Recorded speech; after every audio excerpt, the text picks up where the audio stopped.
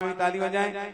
इनकी महाराज जी बहुत बड़ी भावना थी। मुझे बता रहे थे कि मुझे शिविर पुण्यार्जक बनना था, लेकिन शिविर पुण्यार्जक नहीं बन पाया, तो मैंने सोचना कोई ना कोई योजना में महाराज जी के जरूर जुड़ूंगा। और जैसे ही योजना निकली तो महामहिम में स्वीकृति दे दी। ऐसे परिवार के सम्मान में जोरदार तालियां बजाएं। अगला प्रश्न जिज्ञासा रखेंगे मुकेश भैया और उसके बाद मनोज जी। बोलिए संत शिरोमणि आचार्य भगवान गुरुदेव श्री विद्यासागर जी महाराज की, आचार्य श्री समय सागर जी महाराज की, निर्यापक मुनि श्री सुधा सागर जी महाराज की, आचार्य संघ की। महाराज जी,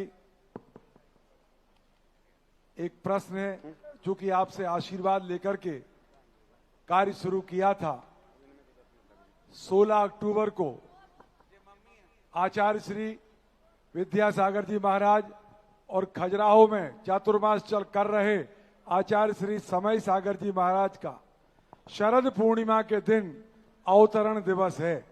पिछले 20 वर्षों से हम गुरुदेव का जन्मदिन वो जहां भी विराजमान रहते थे, लेकिन हम लोग सागर में मनाते थे।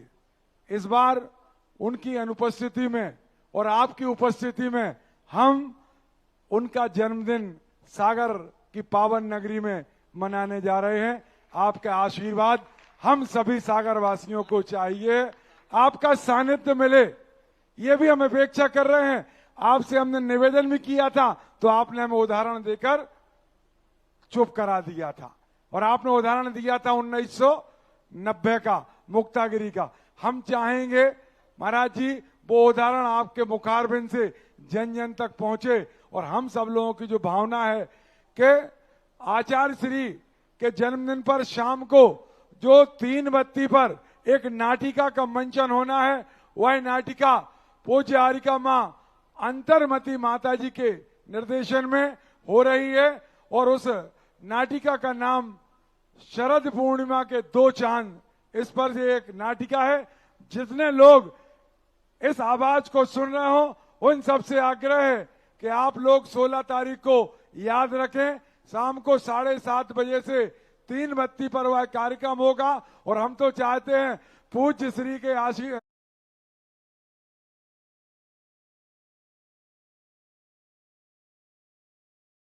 पर वह कार्यक्रम होगा, और हम तो चाहते हैं पूज्य श्री के आशीर्वाद सागर नगर को मिले, और सुबह के मंगल प्रवचन 3 बत्ती पर हो। ये बहुत अच्छा होगा हम सबकी उम्मीदों के साथ।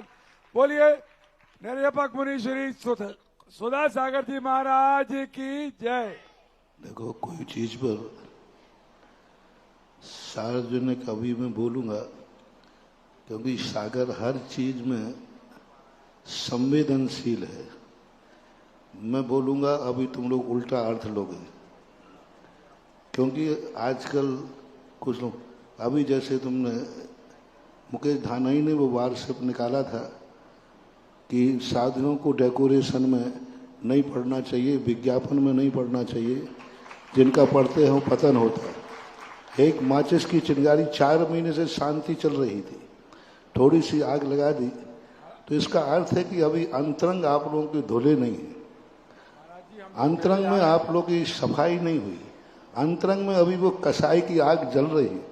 कल देवेंद्र जी, मैंने कहा था, हमारे देवेंद्र जी बहुत अच्छे, मैंने कल तहे दिल से आशीर्वाद दिया था। मैंने कहा था ये चिंगारियां लगाना बंद करो, अंदर की कसाई निकालो, बाहर से आशीर्वाद लेके क्या करोगे? लो मैं आशीर्वाद देता हूं, क्या करोगे इसका? अंदर की आग बुझाओ मुकेश, अंदर में जो आग लगाए बैठे हो तुम, और जो चिंगारियां लगा रहे हो, आपने ही वार्षिक निकाल करके आग लगाई। उतने ही सब प्रवचन काटा हमारे महाराज का, वो हमारे महाराज हैं, तुम्हारे नहीं। तुम तो धन बदलू हो, आज मत जय वकार बोल रहे हो, कल तुम्हारे विरोध में हो जाए तो उनको गालियां देते पाए जाओगे। आज तुम उनकी जयकार बोल रहे हो और मेरे से बोल रहे हैं, कल तुम्हारे विरुद्ध नहीं पटेगी जिस दिन, उस दिन गालियां देते पाए जाओगे। जैसे सुधा सागर को दे रहे हो, एक दिन समय सागर को दोगे। बातें करते हो दुनिया भर की, और सार्वजनिक रूप से हमारे रूप में करके, और आज तुम जो जिस बात को सार्वजनिक करा रहे हो, मुझे मालूम है ये भी तुम्हारी राजनीति है। जब मैंने कमरे में बोल दिया था तो सार्वजनिक रूप से आपका कहना ये भी राजनीति है। अभी आपने आग लगाई है, अकेला उतनी सी बार से क्यों काट के लगाई? क्योंकि अभी विज्ञापन मेरा हुआ था, पंडाल मेरा डेकोरेशन है, ये दीक्षा दिवस पर डेकोरेशन हुआ। क्या मैं इतना बुद्धू हूं? क्या समाज इतना बुद्धू है? देवेंद्र जी, ये है चिंगारी की आग लगाने वाले, और जो आग भड़कती है वो फिर बात की बात है। चिंगारी की माचिस की काड़ी इतनी सी जलती है, वो किसी को दिखती नहीं है, और फिर जो आग भड़कती है वो सारी दुनिया को दिखती है। महाराज जी, सुनिए पहले आप, चिंगारी की आग लगाने का आप छोड़ दीजिए राजनीति और मुकेश ढाना की राजनीति। हम ऐसी राजनीति को कोई तवज्जो नहीं देते हैं, मैं अभी तक बोला नहीं हूं, लेकिन तुमने अभी 2 महीने के बाद जो आग लगाई है, ये आग ऐसी लगेगी कि सारा भारत देखेगा। कान खोल के सुन लीजिए महाराज जी, सुनिए आप पहले। एक ऐसी आग लगा दी हमारे महाराजों के बीच में, हमारे वहां इतना बढ़िया कोई प्रवचन दिया होगा, अच्छा दिया होगा, मैं कह रहा हूं, लेकिन उतनी सी कटिंग।